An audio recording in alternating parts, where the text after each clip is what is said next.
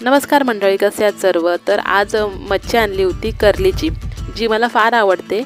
त्यामुळे थोडेसे काटे असतात, पण चवीला खूप छान लागत असल्यामुळे मला ही मच्छी फार आवडते। तर ही बनवण्यासाठी मी यामध्ये चिंचेचा कोळ वापरलेला आहे आंबट म्हणून। त्यानंतर लाल मिरची पावडर, हळद आणि आलं लसूणची पेस्ट लावून मीठ टाकून मी हे मॅरिनेशन करायला ठेवून दिलं आहे जवळजवळ 1 तासासाठी।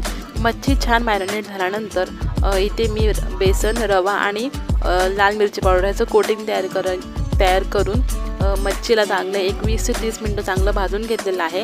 तर अशा प्रकारे मी मच्छी बनवते। प्रत्येक प्रकारची मच्छी असेल तर मी याच प्रकारे करते। आणि सोबतच आजचा मेनू होता ओल्या जवळ्याची सुकी भाजी आणि त्यानंतर ही कर्ली मच्छी सोबतच थोड्याशा कोलंबीसुद्धा होत्या तळण्यासाठी। तर असा हा आजचा बेत होता। चांगले 20 ते 30 मिनिटं मी मच्छी भाजून घेतलेली आहे। तर